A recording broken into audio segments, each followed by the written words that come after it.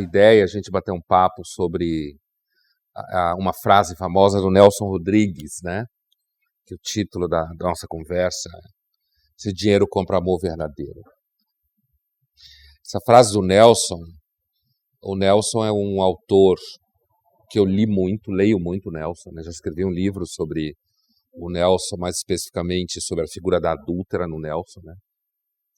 Que é uma figura muito forte na obra do Nelson. E essa frase na obra do Nelson, ela está associada. O Nelson Rodrigues, ele era uma coisa que a gente chama em filosofia de um moralista. Moralista em filosofia não é uma pessoa que prega regra para os outros. Termo técnico em filosofia, que na realidade vem da França. Eles falam moraliste, e é um conjunto de filósofos do século XVII.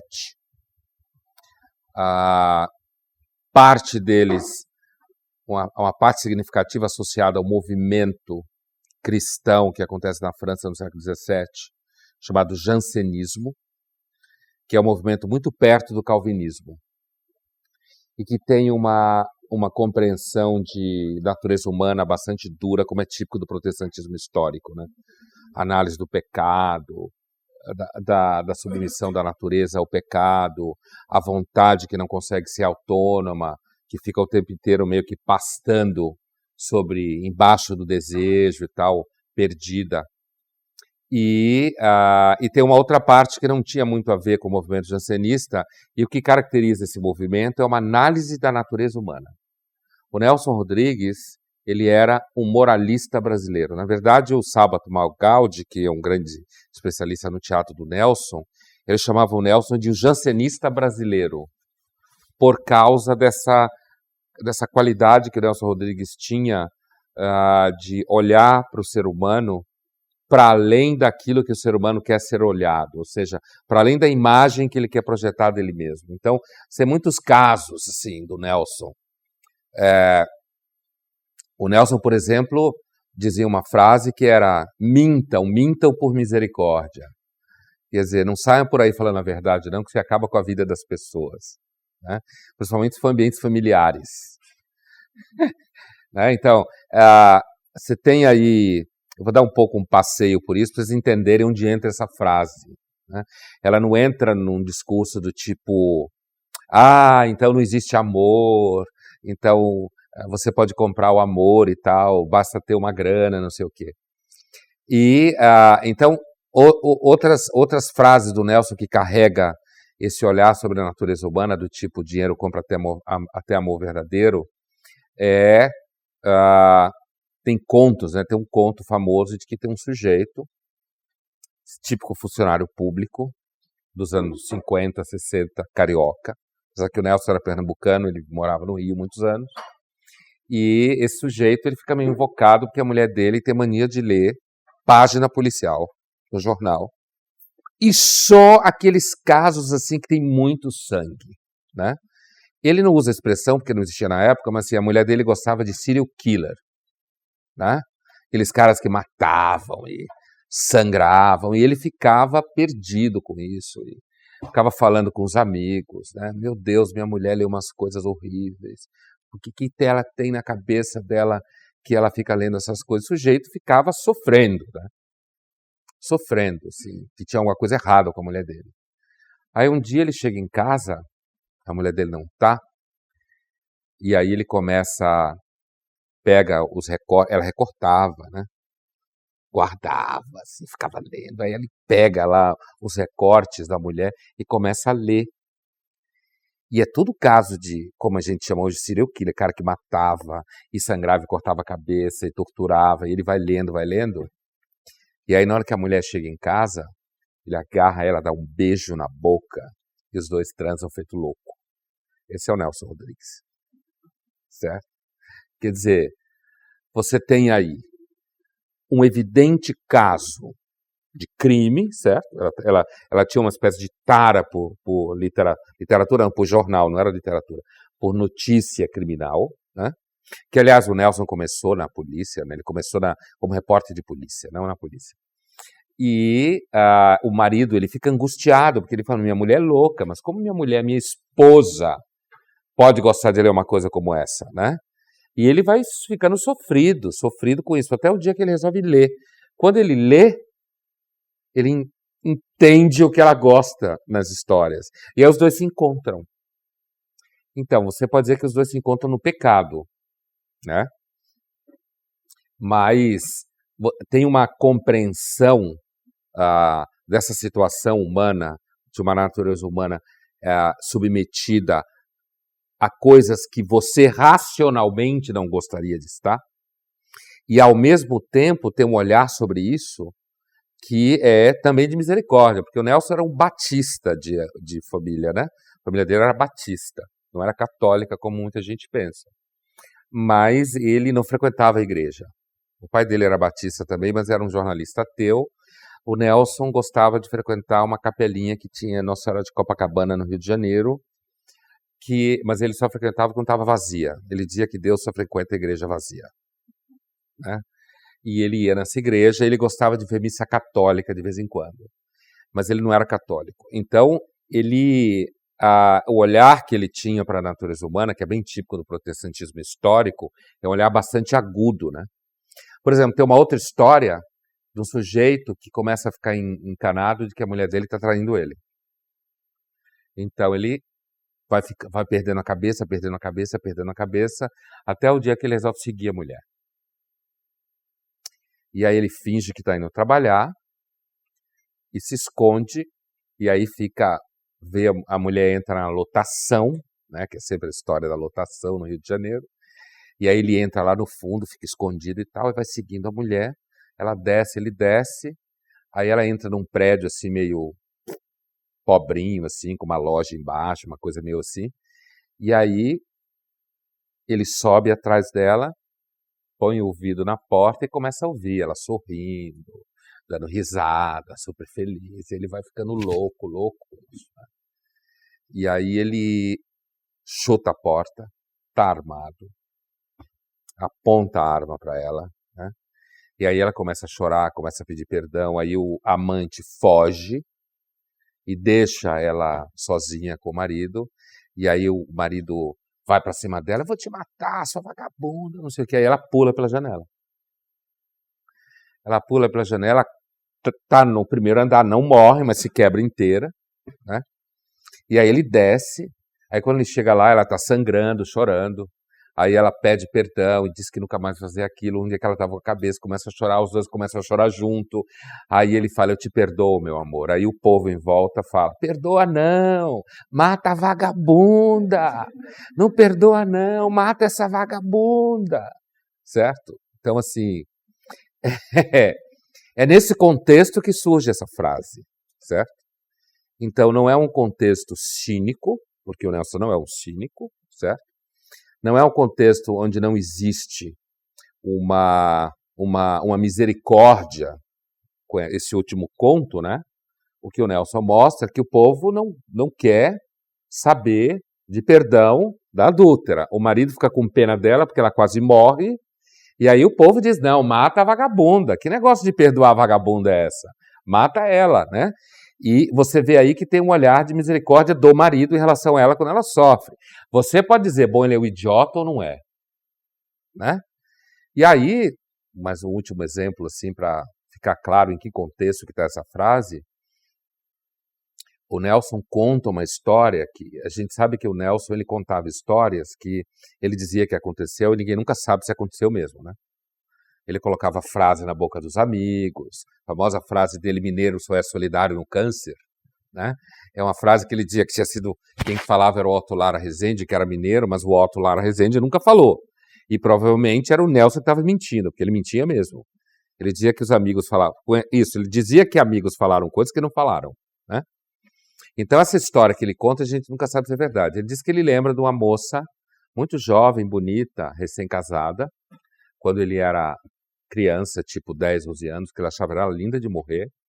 E essa moça, então, ela casa, era super feliz, e tinha um sujeito que morava na frente, e eles eram vizinhos, né? A mãe dele, o pai do Nelson, vizinho dessa moça que casou, E na frente da casa deles morava um cara que era o cara mais rico do bairro, né? Mais rico.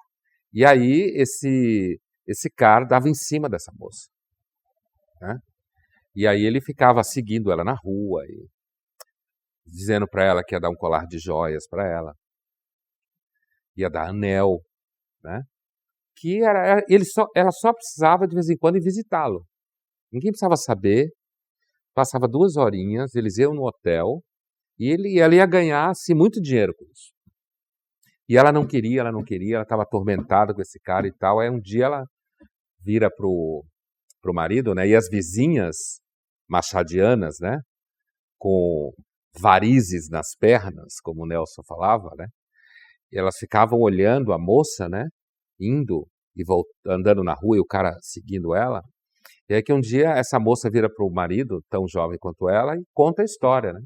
Ah, então, fulano me prometeu um colar de pérolas e joias e anéis, se eu ficar com ele, dormir com ele e tal. Mas eu não quero, porque isso é um absurdo, eu amo você, não sei o quê. Aí o marido vira para ela e diz, você é uma idiota? Um colar de pérolas? Vai lá com o velho, transa com o velho e traz esse colar de pérolas. Né? Aí as vizinhas escutam a história e falam, vai minha filha, qual é o problema? É uma vez só, ele te dá um colar de... Você sabe quanto custa um colar de pérolas? Né? E ela fica na dúvida, então as vizinhas e o marido, não vai, que é isso? E aí ela vai. E ela transa com o velho. Né? Aí depois ela pega, traz o colar de pérolas e joga na frente do marido e diz, agora toma que é teu, e vai embora. Né? E aí as vizinhas gritam, vagabunda, adúltera, olha só, ela transou com o velho por causa do colar de pérolas. Então veja que tem aí uma temática sexual em jogo, né? Uma temática amorosa. A primeira mulher do Nelson, porque ele casou 2 vezes e meia, digamos assim, né? Ele casou uma vez, viveu muito tempo, teve os filhos todos, depois ele casa com uma outra mulher, tem uma história muito triste, que os biógrafos acham que foi o verdadeiro amor da vida dele. Depois ele separa dessa moça, porque a família separa eles, porque ele era uma família muito rica do Rio de Janeiro, o Nelson era um miserável duro, muito mais velho que ela, e depois ele se junta com uma menina que tinha, sei lá, 30 anos menos que ele, perto dele morrer. Foi um meio casamento, assim. Mas a primeira esposa dele, a Elza, dizia que na feira as pessoas perguntavam para ela, mas seu Nelson, vocês fazem isso na casa de vocês? Essas coisas que ele conta nas histórias? Né? Era uma ideia de que ele tinha um sujeito pervertido e tal. Na verdade, quando você pega esse contexto de historinhas que eu contei para vocês, quer dizer, no foco tem sempre uma questão sexual, uma questão de amor, hipocrisia pública, certo? Uma temática recorrente na obra do Nelson. A ideia de que a substância da moral pública é, antes de tudo, a hipocrisia, né, que está no século XVII. Não há nenhuma prova. Eu tive uma aluna na PUC, fez um mestrado, tentando encontrar no Nelson Rodrigues prova de que ele tinha lido autores do século XVII na França, ou que ele tinha lido Nelson Rodrigues, tinha lido Santo Agostinho, né? Você não acha nada. Ele não cita ninguém. Mas a única coisa que ele cita é Dostoiévski. Não é o único. Ele conta que certa feita um jornalista virou para ele e falou assim, o que o senhor aconselharia para um jovem ler? Ele fala Dostoiévski. Aí o jornalista pergunta, além do Dostoiévski? Ele fala Dostoiévski. Não, eu já sei. E além do Dostoiévski, ele fala Dostoiévski. Então a única coisa que sabe que o Nelson lia era Dostoiévski, né? Mas ele seguramente lia muito mais que isso. Então, por exemplo, a nossa dificuldade de amar na obra do Nelson é muito importante. Então, o que eu quero que fique claro para vocês é que essa frase está num contexto de análise da natureza humana. E para além daquilo que a natureza humana gostaria de saber de si mesma. Certo? É aí que está. Você tem um outro conto, que é um sujeito que era muito bonito, muito jovem, e tinha um amigo meio vagabundo, e o amigo vira e fala assim, vamos ganhar uma grana, tem um monte de viúva, mulher solteira, cheia da grana aí, louca para transar, você é bonitão, eu agencio você, você pega a granfina, depois que você pegar a granfina, você me dá 50%, porque na verdade eu que estou agenciando, fazendo uma pesquisa de campo, eu diria hoje, teu marketing, se falaria hoje. E aí o cara começa, eles jogavam snooker juntos, começa a ganhar dinheiro com as granfinas, né? Bem que o Nelson dizia que no Rio toda granfina era falsa, só em São Paulo tinha granfina verdadeira. Mas assim, e aí ele começa a sair com uma granfina e a coisa começa a pegar e ele começa a se encantar com a mulher e a mulher começa a se encantar com ele e toda noite depois de eles passarem juntos, ela assinava o cheque para ele e a situação vai chegando a tal ponto que chega um dia, ela assina o cheque, ele está absolutamente apaixonado por ela e ele rasga o cheque. Quando ele rasga o cheque, ela começa a chorar e vai embora e nunca mais procura ele. Quer dizer, o que faria então uma mulher apaixonada por um sujeito que está apaixonado por ela? Tudo bem, ele é mais jovem que ela. Numa época que era um pouco diferente de hoje, mas até aí, muito rica, que pagava para transar com ele, então não é que ela era uma santinha, certo? E na hora que o relacionamento vira, que você diria que o relacionamento fica verdadeiro, ela não aguenta o ato dele rasgar o cheque. Quer dizer, para ela era mais fácil manter um relacionamento mediado por um cheque, porque quando um relacionamento é mediado por dinheiro, né, é muito mais seguro. Aliás, o Lacan, que a gente estava falando, né, psicanalista francês, terrível, tem uma vida terrível, assim, o Lacan, é assim, enterrado no pecado, assim. O Lacan, ele costumava dizer que o Woody Allen também fala isso no filme dele, que o sexo é sempre mais barato, o amor é sempre mais caro. Se você pagar por uma noite 5 mil reais, ainda assim você sabe que só custa 5 mil reais. O amor você nunca sabe quanto vai custar. Ele custa e custa e custa, inclusive porque ele custa mais do que só dinheiro, né? Então, se você paga para uma pessoa 3 mil reais, 5 mil reais por uma noite cara, ela ainda assim será mais barata do que se você contabilizar o que você vai pagar pelo amor. Por isso que o sexo é sempre barato. Não importa quanto você pagar. O amor é sempre mais caro.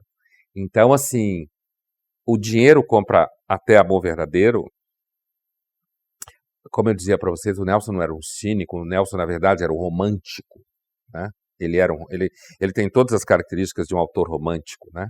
Quando você olha a obra dele, é claro que é um romântico tardio, né? Porque o romantismo é final do 18, começo do 19, mas essa ideia de que o centro da vida é o sentimento, né?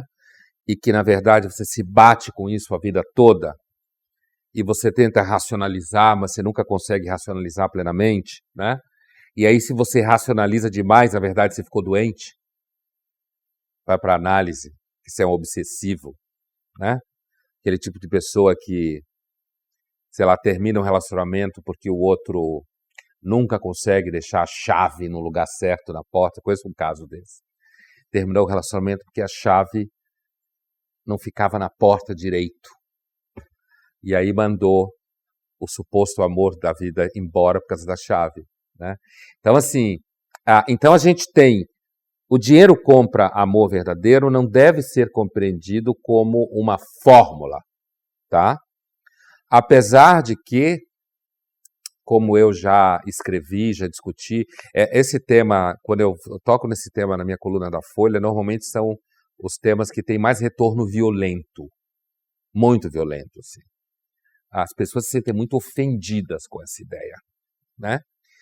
Porque apesar que o Nelson está falando de relacionamento romântico, quando ele fala isso, ele assim, o primeiro entendimento é o seguinte: compara um final de semana longo em Roma com um final de semana longo, sei lá, numa praia que você leva 8 horas para chegar, que tem um monte de gente fazendo o campeonato de som alto na praia, onde tem gente com farofa, e onde você não vai conseguir dormir direito, e você leva 8 horas para voltar, para ir, 8 horas para voltar.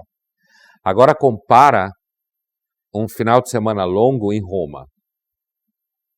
Se deixe analisar pelo exemplo, certo? Não responda imediatamente, não, comigo não, eu iria para a praia 8 horas e voltar, porque na verdade eu sou uma pessoa pura, né? Eu sou uma pessoa acima. A frase do Nelson, como tudo na obra do Nelson, ele não quer de fato humilhar o ser humano. O que ele quer é puxar para fora aquilo que a gente não reconhece pela vaidade e que quanto mais não reconhece, pior fica. Essa é a questão. Então imagina, sei lá, Roma, quando tem final de semana longo agora, Semana Santa, pega a Semana Santa inteira, né? Vai e fica. Se você quiser de fato torturar o exemplo, imagina que você vai de executiva e volta de executiva, né? Aí você fica naquele hotelzinho, e aí você vai andar, e aí você não tem um monte de gente em cima de você. Semana Santa não é bom ir para Roma, não, esquece. É porque agora eu lembrei o que tem lá dentro de Roma. Vai para Paris, então. Vai para Paris. Então, assim, você vai, Roma, Semana Santa é o último lugar do mundo. Então, assim, vai para Paris, aí você anda por aquelas ruínas e conversa horas e horas, né? Porque, inclusive, uma das coisas que pode ser mais estimulantes no amor, na paixão, é você poder ficar no lugar onde ninguém te enche o saco e você possa conversar muito tempo, né? Não é só transar, é conversar mesmo, né? Então, assim, a relação erótica não passa só pelo sexo, né? Passa pela fala, pela conversa, pelo encantamento do descobrimento da outra pessoa, né? Agora imagina isso na praia lá. Criança berrando, jogando bola, areia caindo na sua cabeça, né? Enquanto você não chegar no fundo do poço e gritar assim, Paris, pelo amor de Deus, Paris, eu não quero ir para a praia, você ainda não se deixou, de alguma forma, tocar pela indagação que o Nelson está fazendo na obra dele, né? E isso, assim, o Nelson, ele era um cristão total, assim, apesar de que ele não era, na prática, um cristão nesse sentido de análise da natureza humana, porque faz parte da história do cristianismo. Isso é uma coisa que a gente aprende com Dostoiévski, inclusive, toda a teologia russa, que é muito antiga, né, porque a teologia grega, né, é mais antiga do que a latina, na verdade. O primeiro momento para você conseguir entrar em contato com você, do ponto de vista da espiritualidade cristã antiga, é você passar pelo momento em que é representado no cristianismo dos primeiros séculos pelos monges que iam para o deserto, chamado monaquismo. Esses monges iam para o deserto e eles iam enfrentar os demônios, tá? A literatura do cristianismo antigo está cheio disso. E é bom.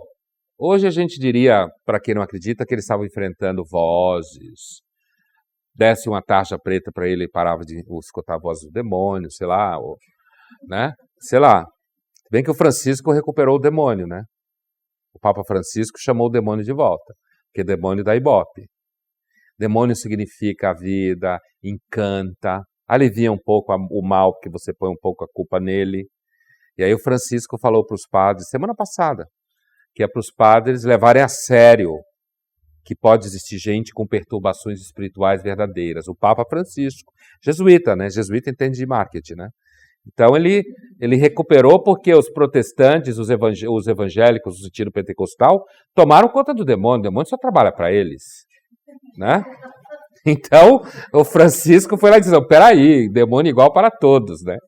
Então o demônio agora vai atuar, os padres também vão fazer exorcismo. Então assim, mas voltando, hoje a gente pode não acreditar nos textos e tal, para mim não interessa tanto assim a questão dos textos, se é verdade ou não, mas o fato é que na literatura dos primeiros anos do cristianismo, você tinha muitos homens e mulheres que iam para o meio do deserto, e eles ficavam lá, deserto do Egito, da Síria, de Israel, da Jordânia, de toda a região do Oriente Médio, da Turquia, Capadócia, né? o que é a região da Capadócia turca. E eles moravam em buraco, moravam em caverna, muitos deles escreveram, né? O primeiro foi Santo Antão, conhecido, o segundo foi Pacômio. Então, assim, e esses homens e mulheres enfrentavam demônios. Então, quando o Nelson fala dinheiro compra até amor verdadeiro, o que ele está querendo fazer é fazer com que você pense o que significa enfrentar esses demônios, certo? Quer dizer, e enquanto você não enfrentou esses demônios, está mentindo. Porque se alguém disser que prefere a praia com 8 horas de ida e 8 horas de volta, e com gente berrando, e areia, e barulho insuportável, e que não, ela é uma pessoa que de fato ama, né? E que uma semana inteira em Paris, com um ambiente extremamente gostoso, não faz com que você entre em contato mais profundamente com aquilo que em você é mais belo, certo?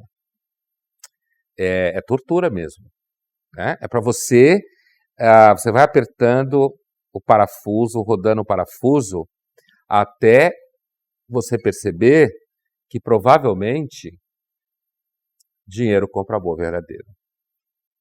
Mas não é tipo assim, eu te dou 5 pau. Né? Não é assim. Eu te dou 5 pau e aí você vai me amar. Não. Isso é sexo.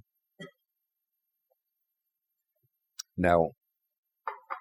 É todo o cuidado que o dinheiro traz. São os horizontes que ele abre, né? A própria noção de respeito. É claro que uma discussão como essa, ela vai margeando assim, né?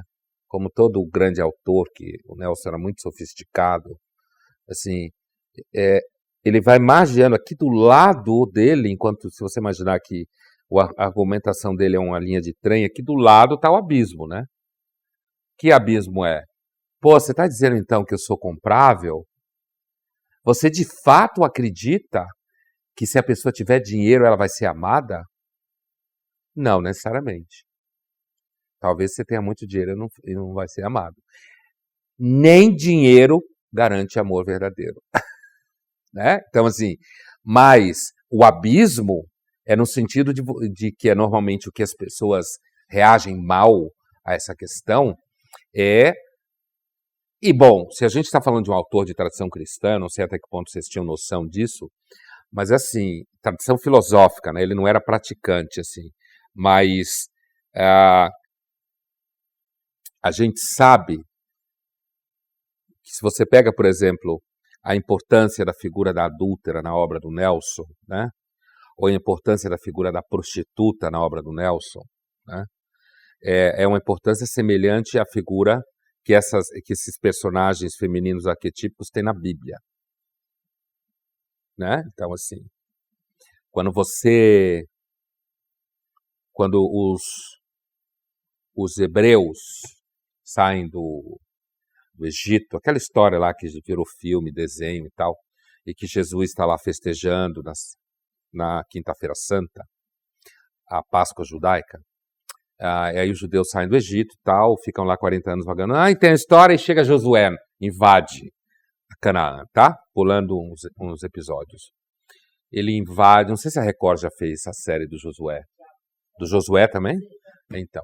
Então aí ele vai e invade Canaã, né? Ele invade Canaã e ele tem uma primeira cidade que existe até hoje, que é Jericó. Estrategicamente, Jericó, ele precisa tomar Jericó. E para ele tomar Jericó, ele precisa colocar espiões dentro de Jericó.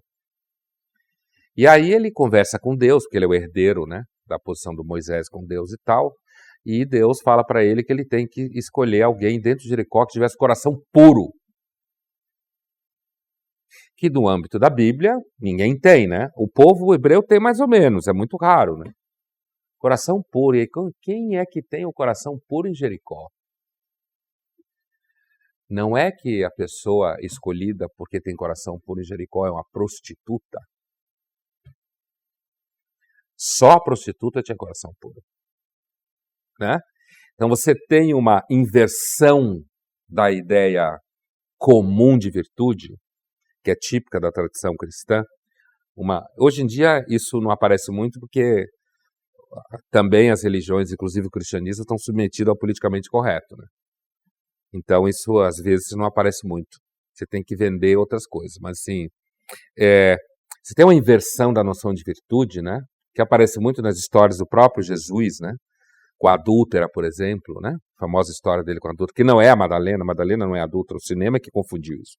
Então assim, você tem uma inversão de virtude, essa inversão de virtude em que Deus escolhe uma prostituta como tendo coração puro, significa, porque a prostituta, ela carrega o peso nas costas do pecado, ela tem tamanha consciência do pecado, que ela não se ilude acerca da própria virtude.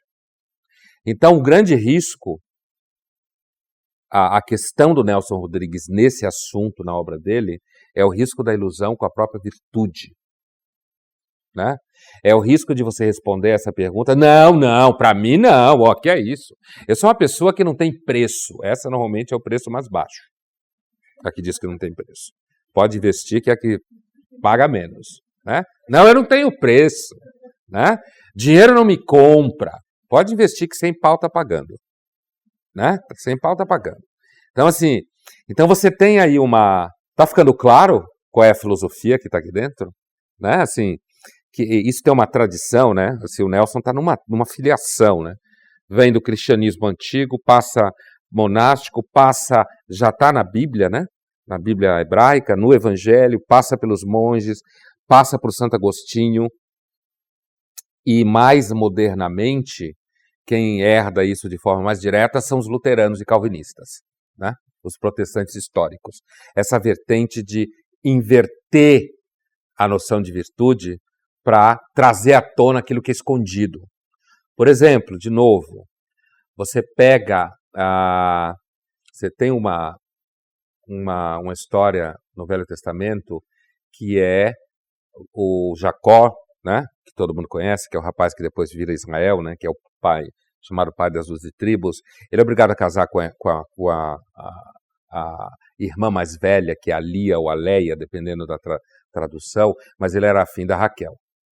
Mas o sogro faz ele trabalhar para casar com a mais velha, porque ele diz, tem que casar com a mais velha primeiro, não com a caçula. Meu problema é a mais velha, né? Casa com a mais velha, mas aí ele trabalha mais 7 anos que ele quer a caçula, que ele ama.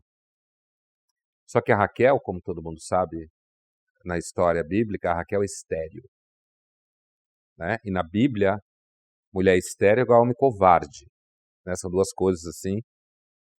E ela, para ter filho, é aquela dor de cabeça. Então a Raquel, ela, se fosse numa linguagem nossa aqui, ela faz macumba, reza para ídolo, né? Ela faz negócio com qualquer um porque ela quer ter filho e não consegue ter filho. Então ela é raivosa, nervosa, bocuda.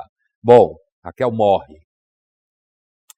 E segundo reza a tradição judaica, como ela é, então, idólatra, não pode ser enterrada junto com a família. Então se fala enterrada na cerca, como se fala. Suicidas, idólatras, prostitutas. Agora, quem é, na tradição judaica, que você deve pedir para ajudar você quando você quer amolecer o coração de Deus? Raquel. Como se resolve essa equação? A mulher que adorou ídolo, que era estéril, era visto como uma maldição, era muito difícil ter filho, teve 2, um é o José, que interpretava sonhos, e outro é o Benjamim, são os 2 prediletos do marido, porque ele gostava dela. Essa mulher é a mulher que no mundo judaico tem uma função meio parecida com Maria, sabe? De você, que os católicos falam, né, de amolecer o coração de Deus. Então, a pessoa, né, não é mais uma pessoa, mas assim, a pessoa mais perto do coração de Deus são 2. Um é o Davi, que era um sujeito que pisava na jaca, certo? Pegou a mulher do general, engravidou ela, você fez o general morrer para esconder que ela era adúltera, que é o bem-amado de Deus, e Raquel. São 2 pessoas absolutamente atoladas no que você chamaria de pecado. O que caracteriza os 2? Né? Por que os 2 têm uma linha mais perto de Deus? e gente que, na verdade, passa a imagem de que é muito virtuoso está muito longe. Justamente porque eles eram pessoas que tinham absoluta consciência do que eles eram. E é isso que essa frase está falando. Né? Essa questão que ela está trazendo à tona. Né? É que quando você afirma absolutamente que você é uma pessoa para além da influência do meio externo, por exemplo, porque às vezes essas dúvidas elas vêm, a gente inclusive conversava de uma história antes aqui, né, mãe? Essas dúvidas às vezes vêm, ela não vem do tipo bate na porta e entra, não. Ela aparece assim às vezes como um fantasma, né? Um vulto. Será que eu gosto dela por causa do dinheiro que ela tem? Será que ele, se ele ficasse pobre eu ia embora? Será que não, não é assim, mas é a viagem, é a casa, é a segurança, é a tranquilidade, é o cotidiano, né? Então assim, por exemplo, se você, para pegar um caso clássico e típico que a gente conversava antes aqui, quer dizer, o caso clássico de você levantar a suspeita de que uma pessoa comprou o amor verdadeiro da outra, é se você imaginar algum cara rico, mais velho, com uma mulher jovem. Pensa nisso daí. Né? É assim, para entender a frase do Nelson, você tem que sair do lugar onde você se acha virtuoso e deixar os demônios brotarem em você. Senão você não entende o que ele quer dizer. Né? A intenção dele não é que o Nelson não é o Marquês de Sade. Ele não está querendo dizer para você que vá lá e coma sua mãe e mate ela. Não é isso que ele está fazendo. Né? Não tem nada a ver com o Marquês de Sade. O Marquês de Sade tem uma concepção de natureza como cruel. Né? A intenção do Sade é fazer uma filosofia de você se identificar com a crueldade da natureza e torturar as outras pessoas. Não tem nada a ver com o Nelson. O Nelson, na verdade, ele está numa outra tradição. Ele está numa tradição de combate à hipocrisia pública. É aí que ele está encaixado. Né? Ele está na tradição de combater a falsa virtude. Né? E essa tradição é uma tradição que ela não é importante de graça. Ela é importante porque, na verdade, é quase uma batalha perdida contra a falsa virtude. É quase perdida a batalha. Porque mesmo que você tenha adesão, no caso de religiosos, você tem uma adesão a um grupo religioso, e uma adesão sincera e verdadeira, no ambiente religioso é um dos ambientes onde mais aparece a falsa virtude. No templo, na época de Jesus, essa era a briga. Está até parecendo que eu estou pregando, né? Mas nem cristão eu sou. Nem cristão eu sou. Assim, parece que ele brigava com isso, e depois o filósofo Kierkegaard, no século XIX, também vai brigar com isso, com a igreja luterana dele lá da Dinamarca. Né? Ele vai comprar uma briga enorme por causa dessa hipocrisia dentro da igreja. Então, não se trata de dizer... Então, a tradição, ela se descola do veio institucional religioso, certo? Tanto que o Nelson Rodrigues não é um autor religioso, e tampouco eu, não estou fazendo uma discussão religiosa, mas o que ela mostra é que você tem uma sabedoria aí dentro, né? E que a sabedoria, ela fala fundo no coração. Se você estiver disposto a escutar essa ideia, e você estiver disposto a pensar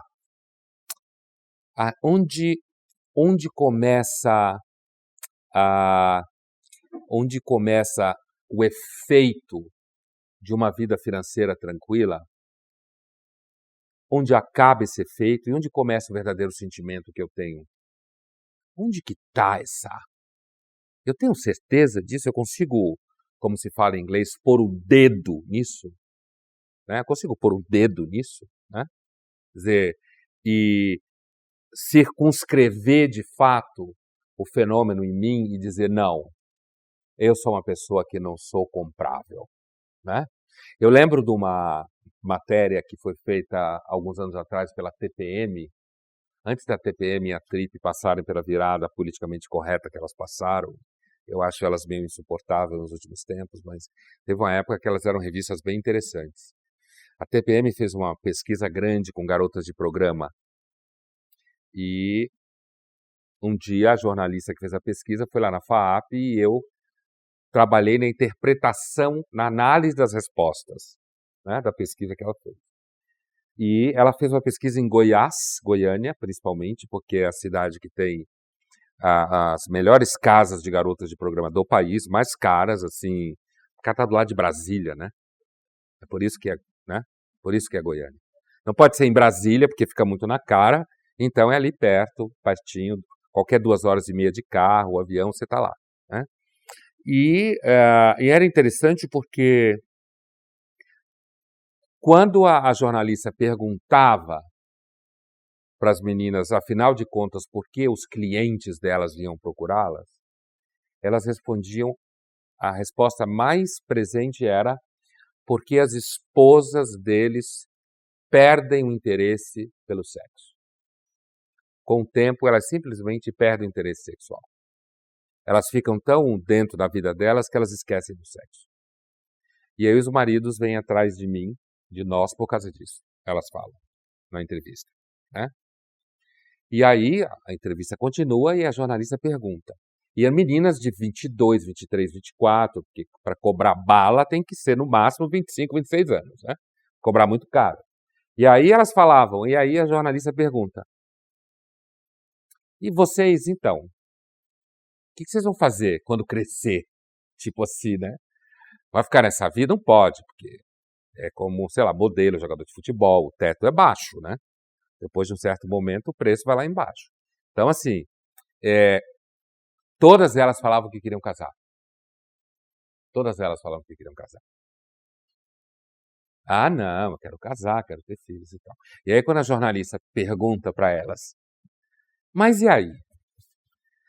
Vocês acham que o marido de vocês um dia vai procurar as suas colegas no futuro? O que é que elas respondem? Não, não, porque eu vou saber fazer com que ele seja sempre feliz. O auto-engano é uma condição humana interminável.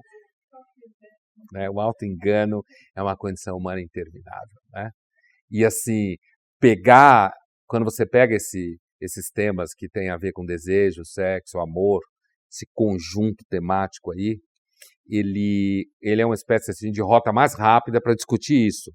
Na tradição judaico-cristã, você diria que a rota é mais rápida porque você está falando de pecado, e pecado é o caminho mais curto para o coração. Né? Você diria isso em termos de justificativa antropológica, teológica. Mas na obra do Nelson, ele usa esse tipo de... Né? Tem uma história, por exemplo, de um cara que é um sujeito, aquele patriarcal, que tem esses pais na obra do Nelson, aquele sujeito muito rico, que tem 3 filhas. Todo cara muito rico na obra do Nelson tem 3 filhas. Né? E aí tem 3 filhas e tem os genros moram todo com ele, que é tudo vagabundo. Na obra do Nelson, o genro é sempre vagabundo. Né? É uma coisa impressionante. Tudo mora na casa do sogrão. Né? E um quarto para cada filha, com o marido, e tem a caçulinha. Caçulinha não é casada. Né? Caçulinha não é casada. E a caçulinha é a lindinha. Está lá pelos 16 anos, 17 anos. E o pai, ele é assim, absolutamente religioso, absolutamente honesto, absolutamente reto. Sabe essas pessoas que olham, têm a impressão que é a pessoa mais pura do mundo, assim? Super reto, né? E ele protege essa caçula de todo tipo de cara que aparece e não sei o quê. A gente sabe que uma das máximas do Nelson era: qual é o segredo do casamento feliz? Uma cunhada mais jovem. Né? Veja, a intenção dele não é acabar com a sua vida. Né? A intenção do Nelson é trazer você para uma reflexão em que você você ultrapasse a barreira que você gostaria de ter sobre você mesmo. Né? Então, quando ele fala, olha, o segredo do casamento é a cunhada mais jovem, né? E você pode falar um cunhado mais jovem, se você quiser, né? Mas assim, O que ele quer dizer é que, assim, tem ali na borda do casamento alguma coisa. O Nelson escreveu o primeiro romance mais famoso dele, chama-se Casamento. Foi proibido durante muitos anos. Uma história terrível, assim. Mas foi proibido durante muitos anos a ditadura. E, assim, você tem ali na borda do casamento uma estrutura, né, que o casamento ele pode facilmente se transformar numa instituição protocolar. Está cumprindo a função protocolar, né? E o que pode salvar seu casamento, por exemplo, é se você começar a ler os contos da sua mulher de serial killer. De repente você fica com tesão nela de novo. Porque se descobre que ela gosta de assassinato com sangue. E vocês começam a curtir um barato juntos ali, ó. Né? Ou seja, alguma coisa que acontece do lado de fora da ordem moral, do ordenamento moral, né? Então, assim, nesse conto, esse sujeito, então, ele tem a caçulinha, que ele protege todos os homens, que ele quer que ela seja virgem, casem virgem, não sei o quê. E as irmãs mais velhas odeiam a caçula, porque estão sempre achando que os maridos estão olhando para a irmã caçula delas, né? Então tem aquele ódio da irmã assim, né? E um belo dia a caçula aparece grávida. Está grávida. E aí o pai fica puto da vida. E aí começa a esbravejar esses vagabundos desses meus genros. Foi um desses vagabundos aí começa a fazer um verdadeiro julgamento dentro de casa, investigação, e as filhas começam a botar o dedo na cara dos maridos. Foi você, seu sem vergonha. Você sempre teve tara na minha irmã, é você, seu vagabundo. E aquela história, quem conhece a obra do Nelson já sabe quem é que engravidou a menina, né? O pai. Na verdade, foi o pai que engravidou a caçula. Porque assim, quanto mais virtuoso você for, quanto mais imbuído da sua absoluta reputação ilibada, provavelmente pior você é. E aquela coisa de gente que fala que é muito ética, sabe? Você deve tomar cuidado, né? Que diz, não, eu sou muito ético, sou muito honesto. É justamente ela que você deve manter a carteira longe, né? Mas isso é uma questão que transcende a discussão do Nelson Rodrigues, mas o Nelson, isso é muito claro, que é o seguinte: a virtude, na verdade, ela é silenciosa. Ela é sempre silenciosa. A autoproclamada virtude é sempre falsa, né? Inclusive porque a virtude só é reconhecida pelo outro. Você nunca é juiz da própria virtude. Isso na tradição judaico-cristã é muito claro no personagem de Jó, né? No problema de Jó, né? Ninguém é juiz da própria virtude.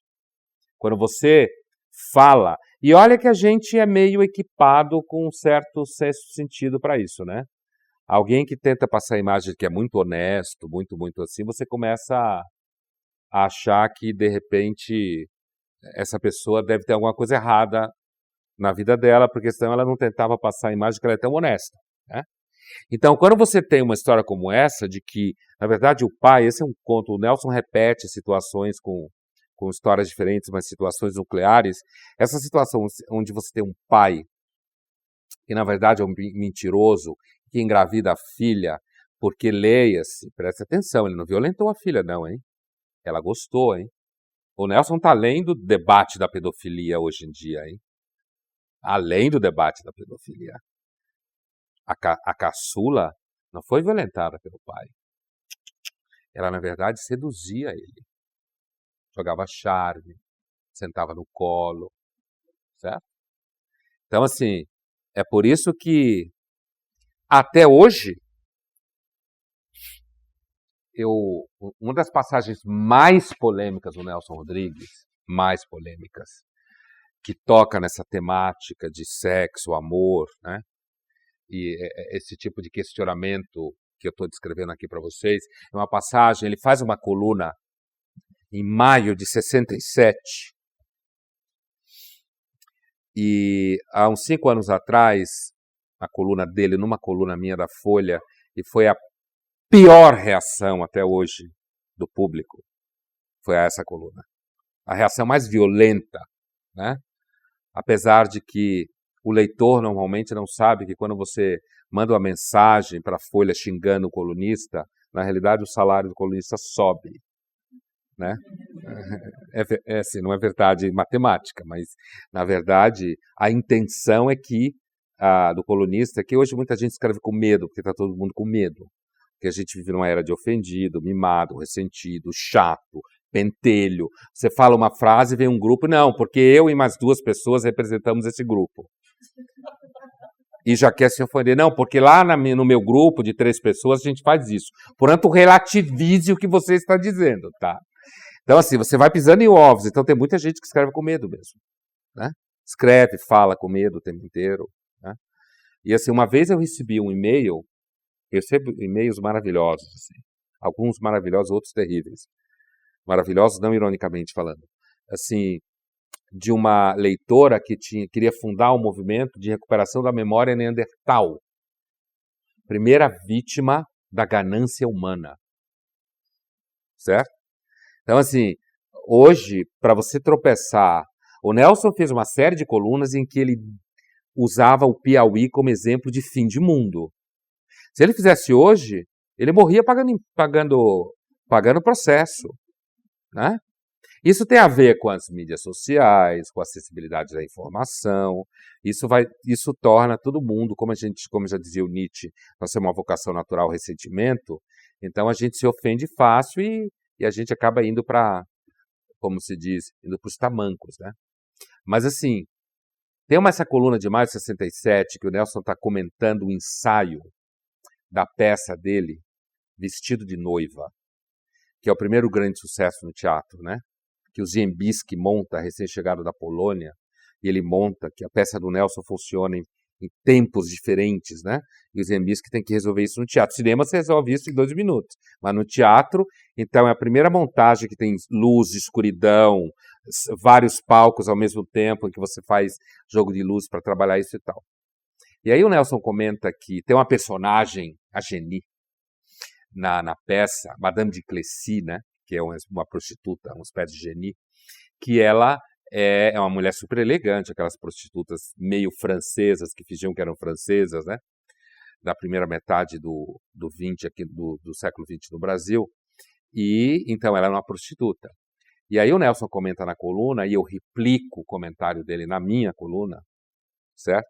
Estava comentando uma coisa lá. Na verdade, o texto era comentando um livro do Camus, que virou peça e que teve em São Paulo, chamado O Estrangeiro. E olha como as coisas são, a reação, e mostra muito bem isso. Eu acho que grande parte da capacidade que o Nelson teve de fazer o que ele fez é porque ele trabalhou na imprensa. Porque quando você trabalha, a universidade ela é muito protegida, de certa forma. Quando você trabalha na mídia da imprensa, você está com a cara junto com as pessoas ali, ó, né? Então você percebe o comportamento das pessoas de forma mais direta.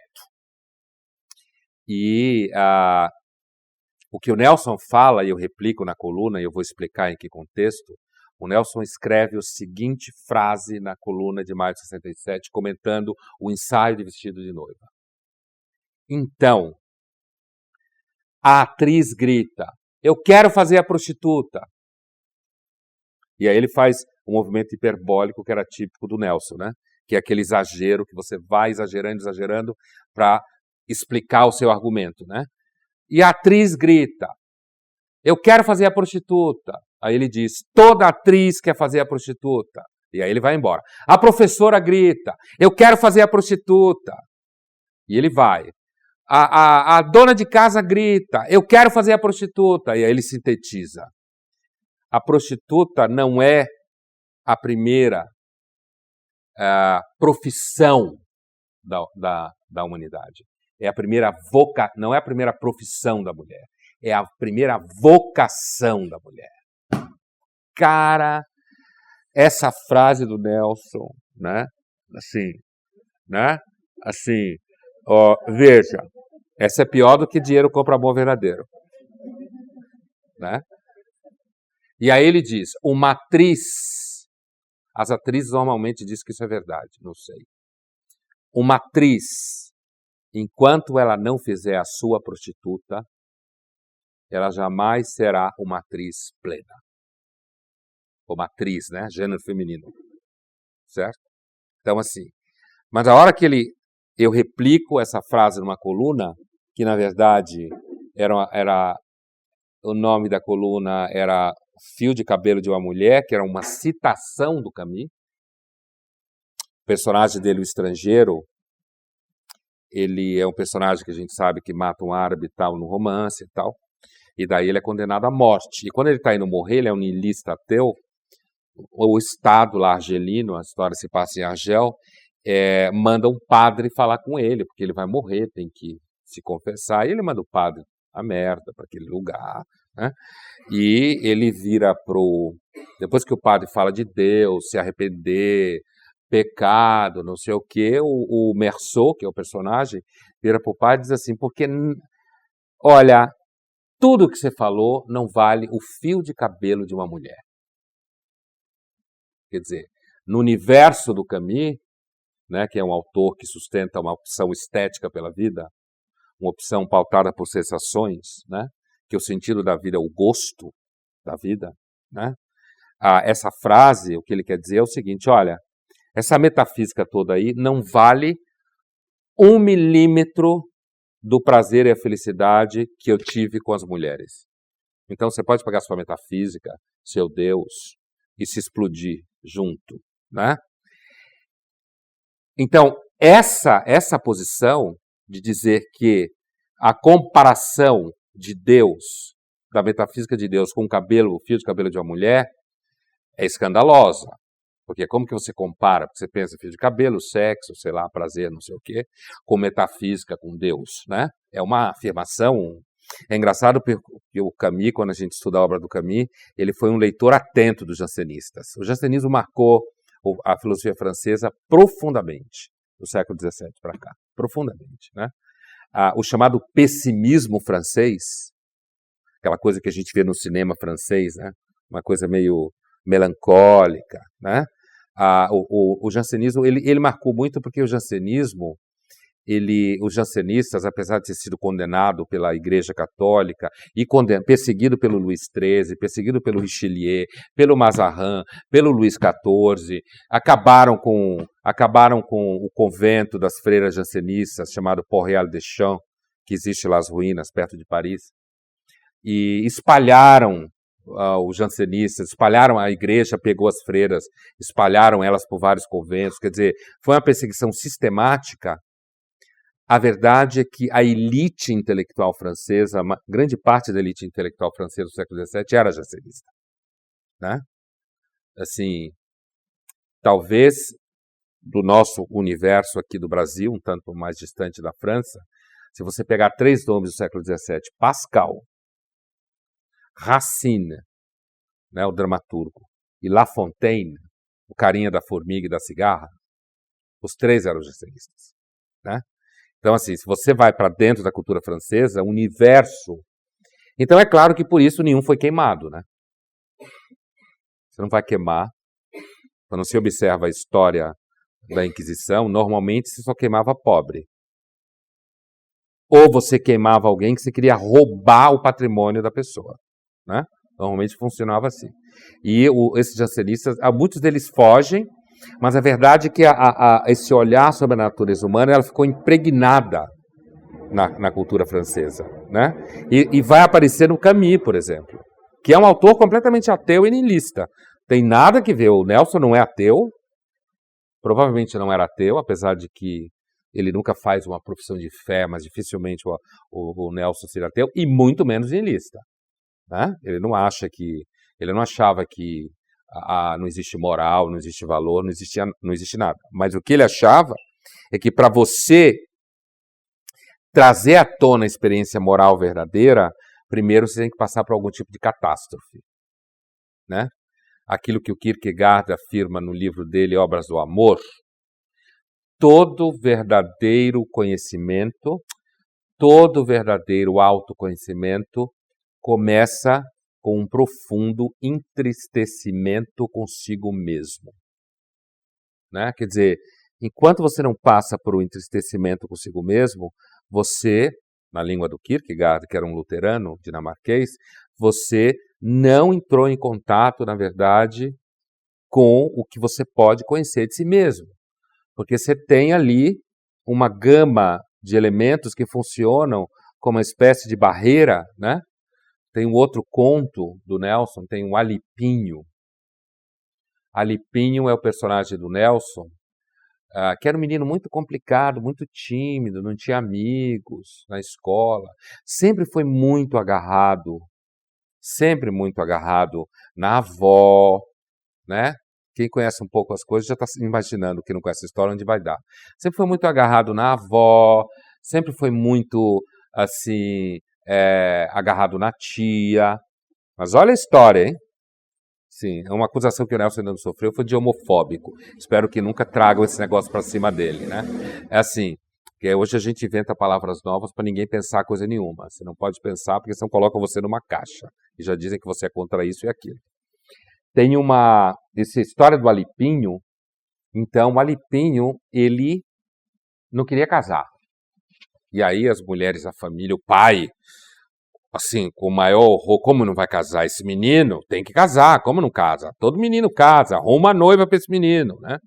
Então começa aquele esquema, aí as mulheres da família entram em ação para arrumar uma noiva para o Alipinho, arrumam uma noiva para o Alipinho. E aí marcam o casamento do Alipinho. O Alipinho vai ficando triste, vai ficando triste, vai ficando triste. Mais ensimesmado ainda do que ele já era. E aí ele começa, você começa a escutar que no quarto dele, ele coloca vitrola, né? Como fala o Nelson, né? E ele começa a ouvir aquela, como é aquela música de casamento? Como é? Não é assim? Aquela marcha de casamento, né? Que deve ter um nome além de marcha de casamento. Então, assim, ele fica ouvindo isso. Aí a família... que alívio, o Alipinho está começando a gostar da ideia que ele vai casar, né? Finalmente, fulaninha conseguiu salvar o Alipinho, né? E ele está feliz com o casamento, né? Imagina se isso era sinal que ele estava feliz com o casamento. Um menino ficar ouvindo no quarto, na vitrola, a marcha, né? E aí, no dia do casamento, o Alipinho sai de casa, ninguém sabe onde foi. Onde foi parar o Alipinho? Onde está o Alipinho? Onde que ele se escondeu e tal? E aí ligam da casa da noiva para a casa do Alipinho, falando que a noiva estava chorando, em pânico, ninguém sabia por quê, o que aconteceu.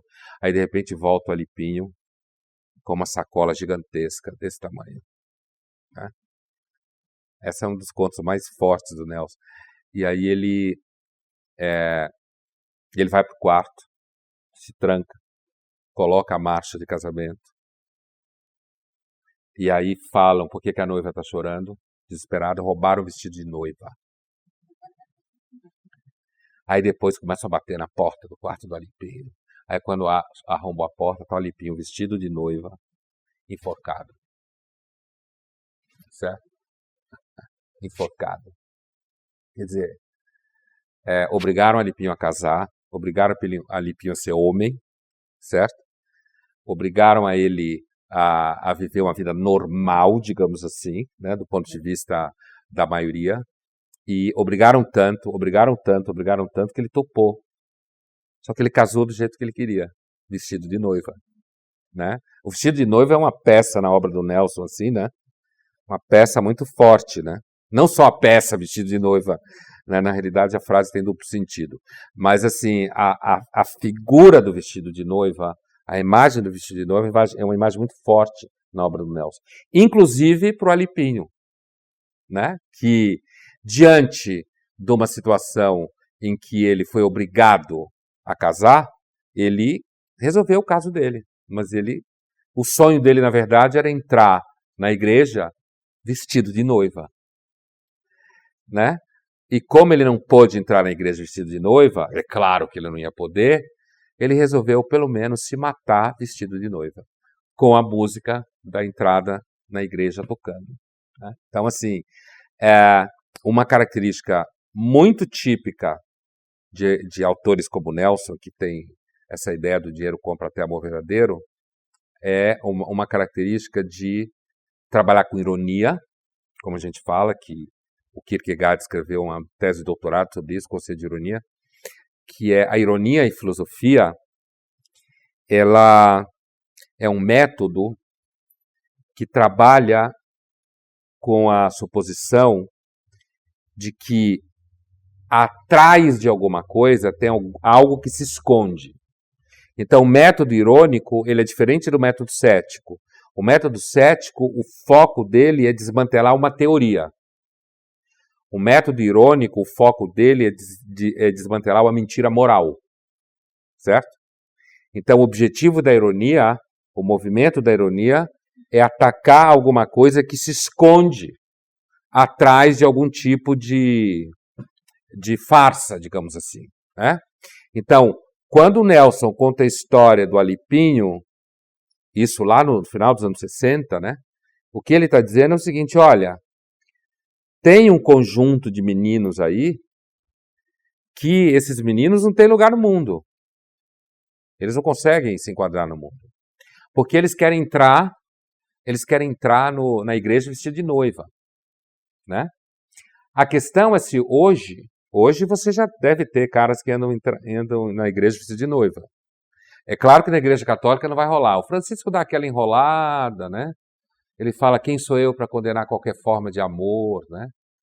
Mas a igreja católica casar cara do mesmo sexo, mina do mesmo sexo, não vai acontecer assim nos próximos 500 anos. Só se a igreja católica passar por um transtorno interno muito grande, perder muito fiel. E aí o Francisco, que é marqueteiro, não vai deixar isso acontecer. Mas ele até lá não vai existir mais, mas pode existir outro Francisco.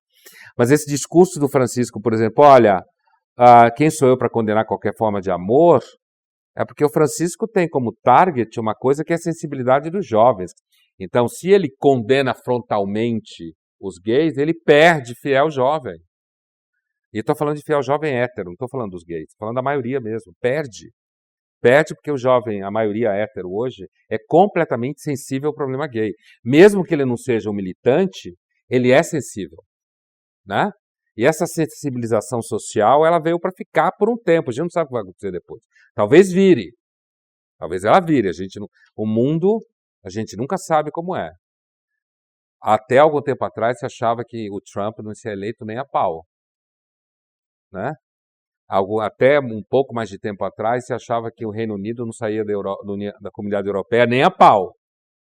Né? A gente tem sempre uma ideia assim de que as coisas não vão mudar. Né? Agora tem uma outra área que tem a ver com a obra do Nelson, esse olhar, digamos assim, moralista dele, no sentido técnico, né? De descortinar a natureza humana, que é a discussão política do Nelson. A discussão política do Nelson, que custou a ele muito, né? Ele foi muito perseguido pelos colegas, ele teve muita montagem dele boicotada, né?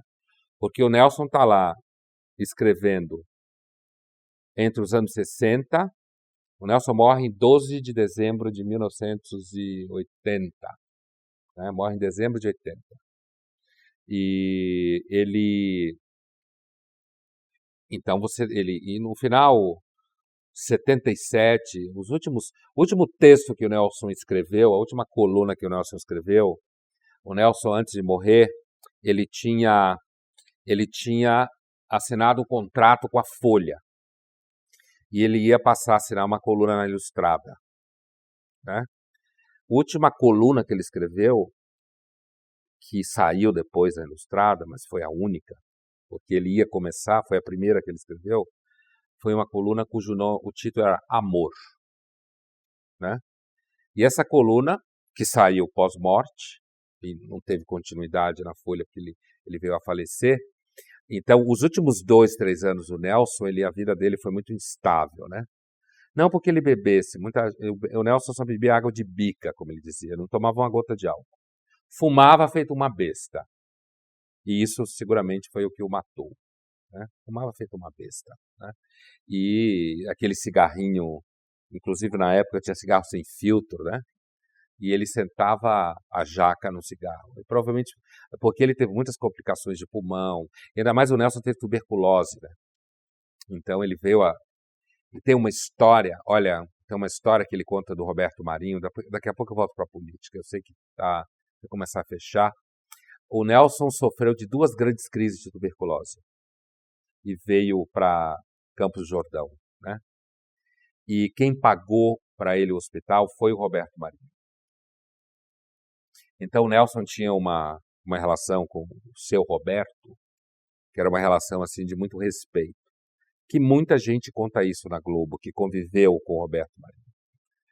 E ele conta que uma vez, eu acho que isso vem muito a calhar nessa visão de que, afinal de contas, dizer que dinheiro compra até amor verdadeiro não é querer humilhar o amor, é querer fazer com que você se veja diante disso daí e veja se você é capaz de reconhecer que Paris é melhor, sei lá, do que a Praia Grande. Certo? Você é capaz de...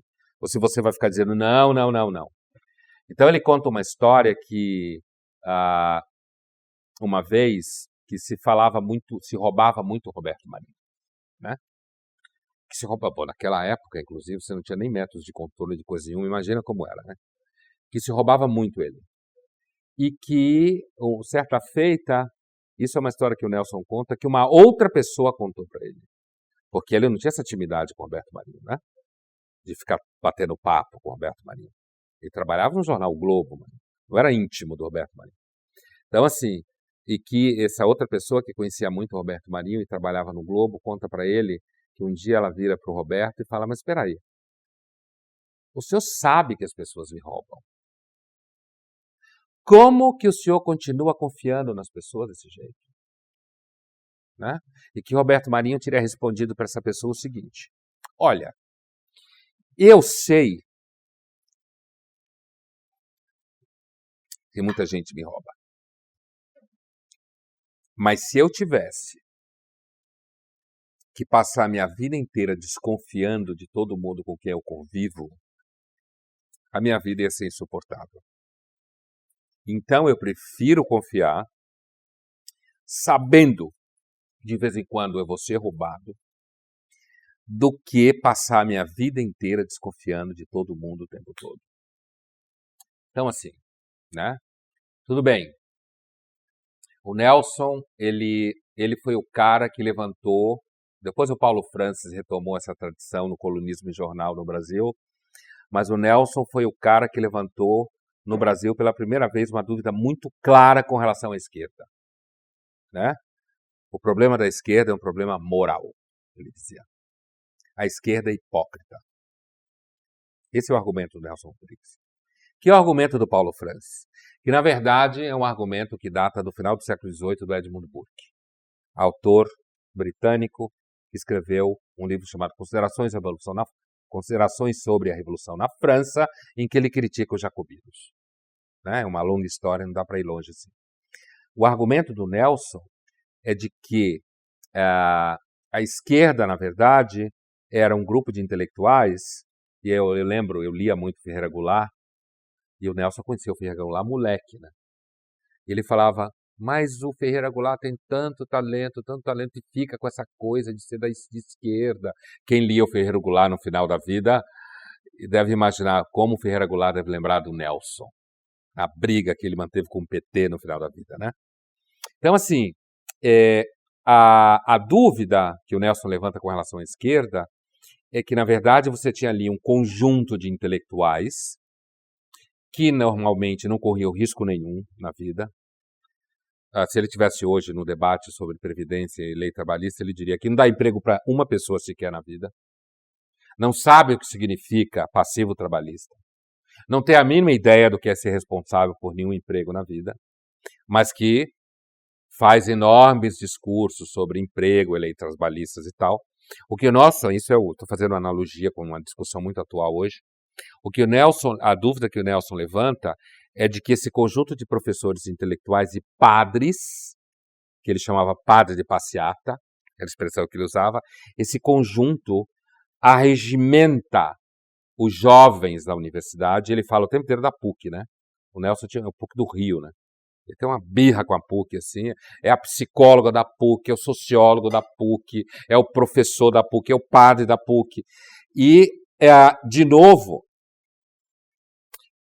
a crítica que ele faz à esquerda não é uma crítica política. O Nelson não estava discutindo política, é uma crítica moral, no sentido de que havia uma hipocrisia na atitude da esquerda. Que, na verdade, a esquerda, por exemplo, quando vem o Sartre no Rio de Janeiro, né, o Jean-Paul Sartre, e ele escreve algumas colunas sobre isso, ele diz que na visita do Sartre no Rio, eu não vi um torcedor do Flamengo. Na linguagem do Nelson, isso significa negro. Eu não vi um torcedor do Flamengo. Só tinha Granfina e Granfino vindo o Sartre. O Sartre era um ícone da esquerda, né? Total ícone da esquerda. Né? Então, assim, essa fala dele sobre, digamos, essa hipocrisia que paira, quando ele fala que, por exemplo, ele tem um personagem dele chamado Palhares, né? O famoso Palhares, o canalha. Ele dizia que todo canalha é magro. Esse é um dos problemas que nenhum especialista do Nelson consegue resolver. Por que ele dizia que todo canalha é magro? Bom, se fosse hoje você diria, porque para ser canalha tem que estar em forma. Mas naquela época não tinha isso. E o Palhares era um canalha honesto. E o Nelson dizia, chegará o dia em que teremos saudade do canalha honesto. Quem é o canalha honesto? O Palhares aparece várias vezes nas colunas do Nelson. O Palhares é o sujeito que um dia vira para o Nelson e diz o seguinte, olha, o negócio agora é ser marxista. Tá? Se você não for marxista, você não pega mulher nenhuma. Negócio de católico, ele era católico. Negócio de católico, você não vai pegar mulher nenhuma. Para pegar mulher, você tem que ser marxista. Um tempo depois, ele fala, olha, não basta ser marxista, não. Tem que entender de Freud. Tem que falar com ela sobre acabar com a repressão sobre o corpo. Que é um canalha honesto. O canalha honesto é um canalha que vira para você e diz assim, é o seguinte, só estou conseguindo pegar mulher sendo marxista, então vou ser marxista. O canalha desonesto é aquele que diz que é marxista porque está preocupado com a humanidade. Entendeu a diferença? Né? Esse canalha, Palhares, é o canalha que vira para o Nelson e conta e fala para ele, eu não resisti à minha cunhada. Eu agarrei ela estava saindo do banheiro, cabelo molhado, água escorrendo pelas costas. Eu agarrei ela e dei um beijo, uma mordida no pescoço dela. Isso foi a minha desgraça. Perdi o casamento, perdi tudo. Mas valeu. Esse é o canalha honesto. E por que ele diz que a gente ia ter um dia a gente ia ter saudade do canalha honesto? Porque nem a canalice ia ser mais honesta. Nem o cafajeste ia ser honestamente cafajeste. Ele ia dizer que ele é assim porque ele tem direito a ser cafajeste. Ele tem direito a ser canalha. Ou ele ia dizer que, na verdade, ele é canalha porque ele teve um problema na escola. Ou porque faziam bullying com ele. Ou porque na escola, na família dele, a mãe dele X e o pai dele Y. Né? Então, tem na discussão que o Nelson faz sobre a moral, aí um pouco diferente do debate jansenista, porque os jansenistas eram perto dos calvinistas, né? E os calvinistas é aquilo, se Deus não te der a graça, ó, você não vai sair da lama, esquece. Se você não tiver a graça, você pode fazer o que você fizer, você vai continuar na lama. O Nelson não tem apesar que ele é bem sensível, ele não usa muito a palavra graça, não tem esse conceito na obra dele, mas esse conceito aparece na obra dele quando fala de perdão, quando fala de misericórdia. Quando ele fala mintam com misericórdia, o que ele está dizendo? Está dizendo, olha, não mintam por hipocrisia, mas de vez em quando você vai ter que mentir, porque ninguém aguenta a verdade. Se você falar a verdade dentro de casa, no casamento, com os amigos, você vai se tornar uma pessoa insuportável. Né? Por quê? Porque se não houver um pouco de misericórdia entre as pessoas, você não consegue viver com ninguém. Né? Assim, uma das coisas que dificultam mais,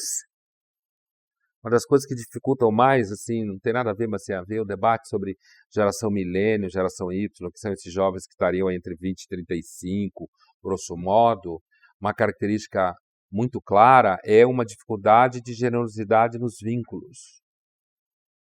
Porque normalmente quem acha que tem direitos não é muito generoso.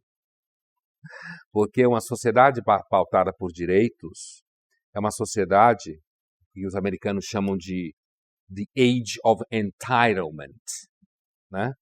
A era do entitlement, assim, a era do eu tenho direito a...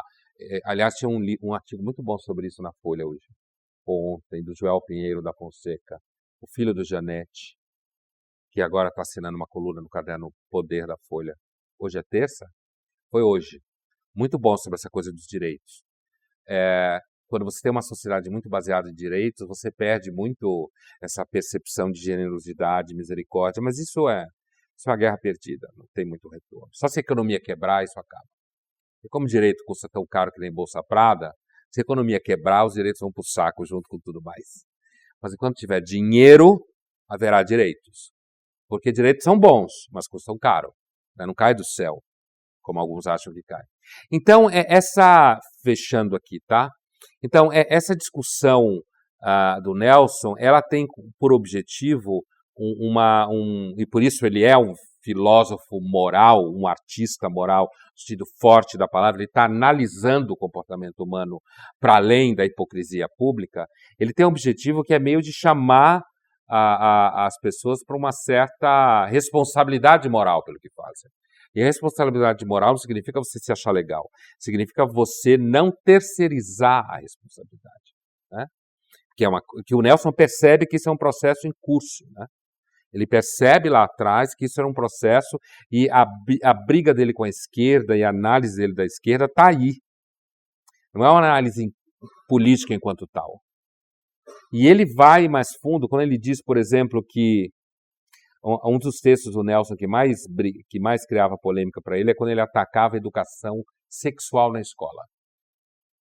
Isso também foi um texto que eu também repliquei. Quando eu replico muito o Nelson, eu apanho muito. Eu repliquei essa discussão dele uma vez numa coluna. Eu fui bastante xingado. Porque a tese do Nelson é que você não devia deixar professor dar aula de sexualidade na escola. Por uma razão simples. Como que eu vou confiar na professora? Ou no professor, que escolheu dar aula de sexo para criança. É um argumento muito básico.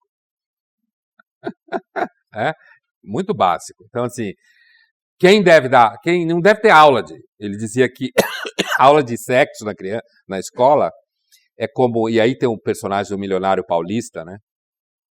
Eu tenho que parar, mas eu começo a falar do Nelson assim, tem a história do Milionário Paulista, porque o Nelson dizia que milionário no Brasil só tem em São Paulo.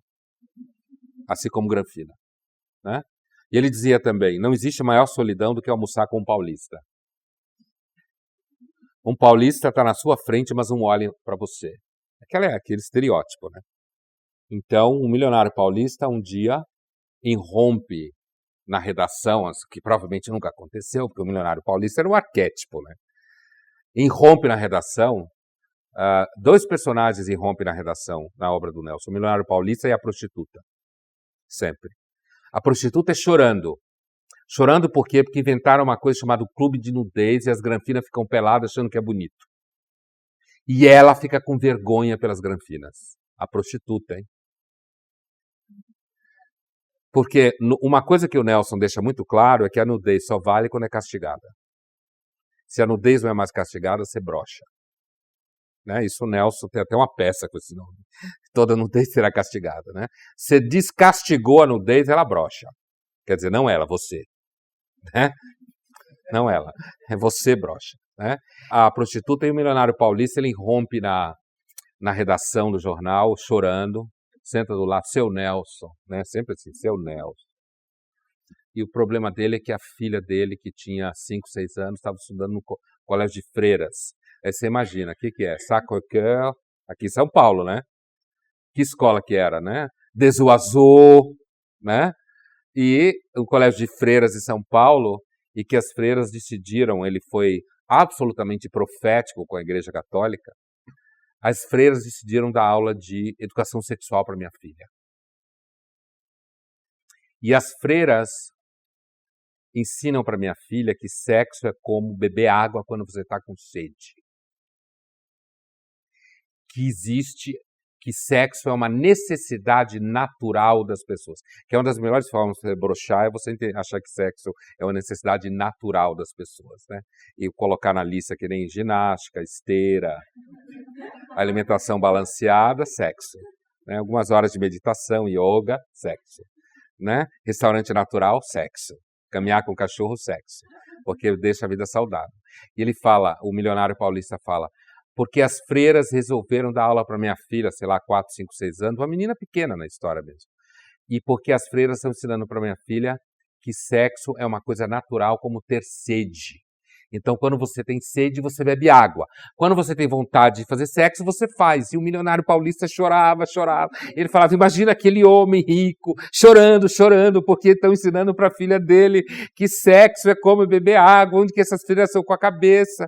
E o Nelson diz, elas estão ensinando a menina que sexo é que nem gato, você sobe no telhado e transa. Né? Então, tem aí uma percepção também da sexualidade do Nelson, muito próximo do entendimento freudiano profundo. O Nelson tirava muito sarro da psicanálise, né? Mas talvez ele não soubesse, ou ele sabia, a gente não sabe que ele sabia, que nenhum autor no Brasil foi tão freudiano quanto o Nelson, né? Então, assim, ele tirava... Tem a famosa cena do Dente de Ouro, né? Do bicheiro lá, Dente de Ouro, que tem uma granfina rica, casada, louca para transar com ele, e a mulher, ela é uma chata, e o cara fica querendo se livrar da granfina, e ela fica em cima do cara e tal.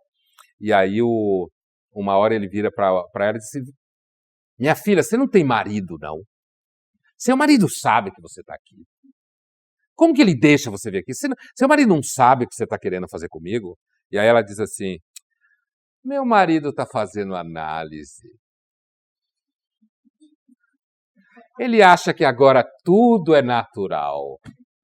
Então, se eu quero transar com você, ele acha que é natural, que a gente tem direito de transar com quem quiser. Você vê que ele está fazendo a leitura do freudismo popular aí, né?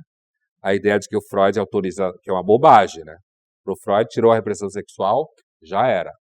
Né? Não tem isso de reprimir sexualmente. Para o Freud não existe esse negócio. O problema é mais complicado. Ele faz a leitura do freudismo, critica o freudismo, mas a obra dele é completamente freudiana no sentido mais forte da palavra, né? Porque a crítica que o Nelson fez à liberação sexual foi definitiva. A liberação sexual vai acabar com o desejo sexual. Isso lá nos anos 60. Vai ficar tão fácil, né? Que na verdade o desejo vai morrer, e as pesquisas já começam a aparecer, né? O Japão é o que capitania essa lista de que os meninos não querem saber das meninas nem a pau. Né? Tem um livro que saiu recentemente nos Estados Unidos chamado Men on Strike, de uma psicóloga, analisando o comportamento de homens entre 25 e 40 anos.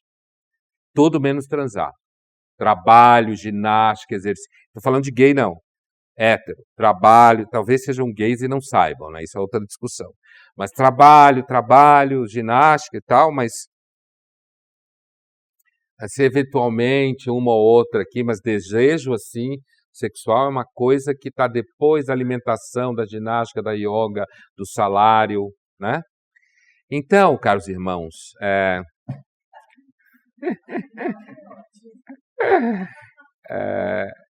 então, dinheiro compra até amor verdadeiro não é uma mera discussão sobre eu sou, não, o meu amor não tem preço, o meu amor não sei o quê. A discussão está muito além disso. Né?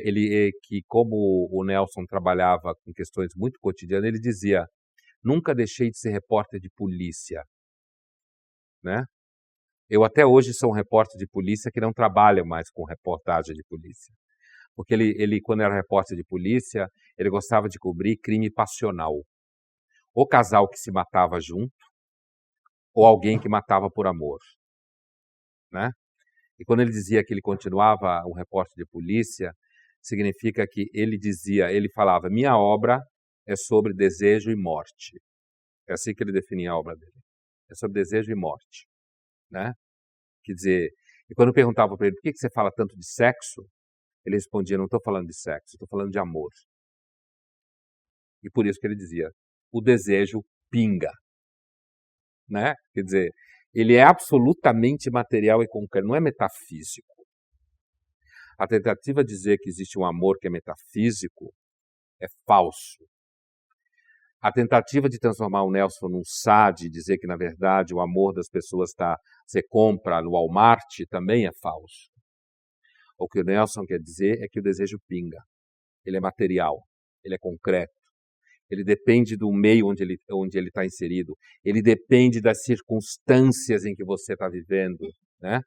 E, portanto, se o desejo compra amor verdadeiro, se o dinheiro compra amor verdadeiro, é porque o dinheiro pode criar situações em que você mesmo ou mesma se descubra uma pessoa melhor do que você achava que você era. Justamente porque você, de repente, tem mais opções, né? A vida se abre diante de você. Você não é alguém que está querendo dinheiro, você só é alguém que está querendo viver, querendo se conhecer, né? Querendo descobrir. Caros irmãos, eu preciso ir. Obrigado. Foi um prazer estar aqui com vocês.